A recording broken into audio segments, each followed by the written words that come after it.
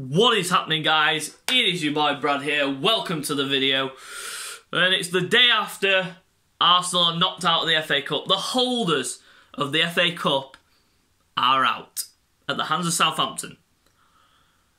And the game ended 1-0 thanks to an own goal by Gabriel.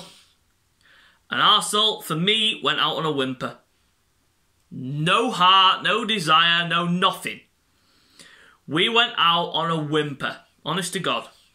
That's how I feel about it. But the situation is clear now. We definitely need a backup left back.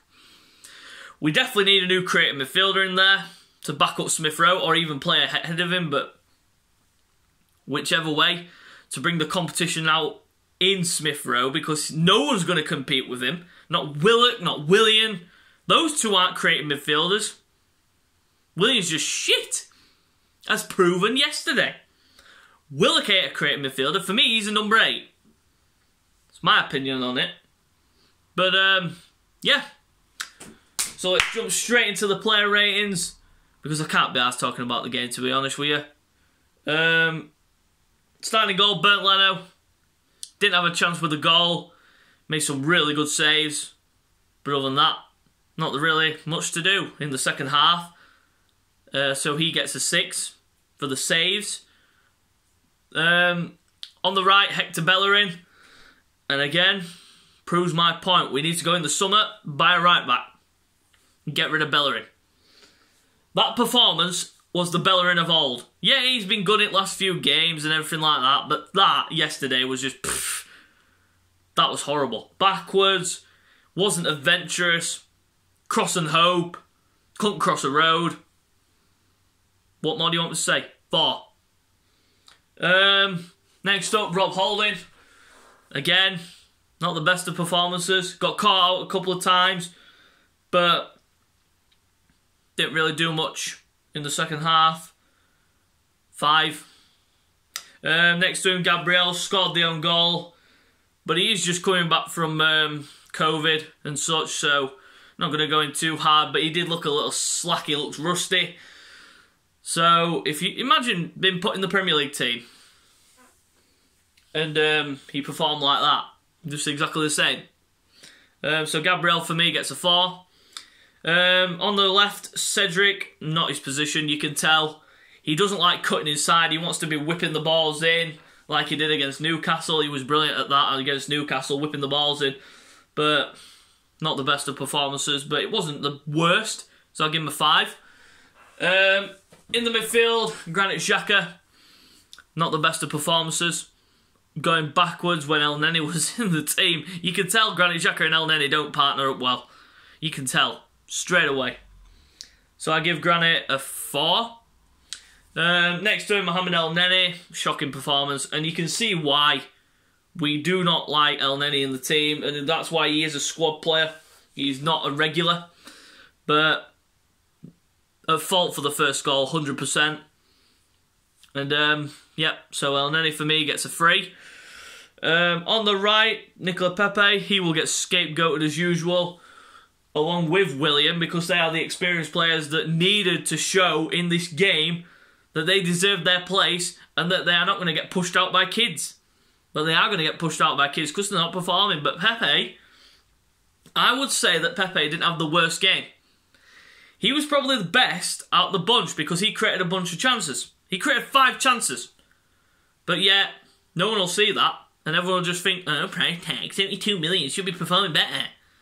I agree, he should be performing better. But the cameo performances that he gives and that people don't really see and look at prove something, that they are not people that look at the game seriously. But for me, Pepe played well, but not as brilliant as what I would hope. But I give Pepe a 5. Onto the Bush. Just can't be arsed saying anything about him. I've said all I've said about him in the past. Just needs to fuck off. Take the 200 grand and fuck off. Waste of money. Edu and Arteta need to hold their heads up and say, well, we made a mistake on this one. 0. On the left, Gabriel Martinelli, not the best of performances by his standards, but the chance in the first half where he drifted into the space and Pepe found him. Should be doing better with that. If that was Ober or Laka, that would have probably been in the back of the net, but can't really put too much pressure on the kid. He's just coming back from an injury, roll of the ankle, etc. Those are quite hard to shift. But Martinelli, for me, gets a 4. Not the best of performances. In the middle, Eddie Nketiah. Now, this is where most people will now jump on this and say that Balogun should be given a chance. I agree. I'm with you guys. Balogun deserves his shot. How many more chances will Arteta give Nketiah?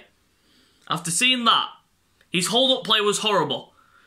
His finishing wasn't the best. Yeah, he's got a good record for the under-23s. He's got a good record for England. But look at the teams that he faces during those games. This is the Premier League. This is a different kettle of fish. I think Balogun will flourish if given the chances, which he isn't going to get. And I think Balogun, honestly, will leave. I don't want him to leave, but he wants game time. It doesn't look like Arteta's going to give him game time. And he even tweeted about it. He even took a shot at Arteta, tweeting one of his goals from the under-23 game the other night. Prove something. He wants to play. We'll see what happens, but I think he's going. But Eddie gets a 3. Not the greatest of performances again. Substitutes that came on, Thomas Partey, instantly changed the game. Instantly changed the game. Ran the midfield. What more can I say? He should have started over El Nini. But he will start Tuesday, I hope. I damn sure hope he starts Tuesday. He should now, after that cameo. What more can I say? Thomas Partey gets a 6. The other subs who came on, Bukayo Saka and Lacazette, didn't really have much. Didn't really have a chance really to set the examples and try and change the game. So they get standard 5s. Mikel Arteta, the manager rating, wrong team. Went there. Didn't really put up much of a fight. Out of the FA Cup. The holders out. He gets a 5. I don't want to see our team floundering like that. I just wanted a good performance. But Southampton, they are a good team. But now it's time for Arteta to get serious in the transfer window. Odegaard needs to be finalised. And we need a backup left back. We went out early. Got rid of the Deadwood, Ozil, Socrates, Kolasinac, all these players who have left. Over 500k's worth of wages gone. Ozil should be announced tomorrow. Socrates, cancelled contract by mutual consent. Kolasinac loaned to Schalke. Hopefully Mustafi will be next. Over £500,000 a week of wages gone. Gone. Mad. That is madness. Madness. And then I was looking at social media the other day, and oh my goodness, I saw that about the 190 million spent on players like Sanchez, Ozil, and all these players who we bought for shameless amount of money. What did we get back from them? 0. Nothing. Nothing. No money whatsoever for these players. That is the transfer policy at Arsenal. Letting contracts run down and then players being forced to either cancel the contracts by mutual consent, leaving on a free, and that could happen to Balogun in the summer. Shameless. The transfer policy needs to change, but they have done well in getting rid of the 500k of wages this month. They've got a decent backup goalkeeper in Matt Ryan, and everyone was onto that, saying that it's not good enough. From what I've seen of him, he is a good keeper and will be a good backup to Leno. Because look at what happened with Martinez. I mean, Leno got injured against Brighton. everyone was questioning whether we should have gone and got a new keeper. Because everyone wasn't trusting in Martinez, but look at what he produced. And then everyone was all on it saying, oh, Martinez should start over Leno, we should get rid of Leno. But then we got rid of Martinez and everyone was like, oh, Martinez is going. Grow a fucking pair of bollocks and fucking man up. He's gone, he's history. Leno's the number one, deal with it. Matty Ryan will come in and be the second choice if Leno somehow gets injured. Or if we need to rest him, like in the Europa League or in certain league games. Matty Ryan will come in and do a decent job. He's played over 100 times for Brighton. He's Premier League proven. How can you go against that? That is a quality signing. It's not world class. It's a good addition. It's a good addition till the summer. And then we can sort out in the summer. But the main two, sorry about that I want done by the end of this window, Odegaard and a left back. The left back situation, I've heard Ryan Bertrand's name mentioned. And the way he played yesterday, I'll eat my own words. I said that I didn't want him.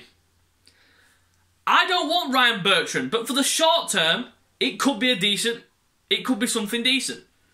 But there's also that Mitchell from Palace, but I can't see them like getting rid of him. That youngster Mitchell. But Bertrand, same again. I don't think Southampton will get rid. Even if his contract is running low.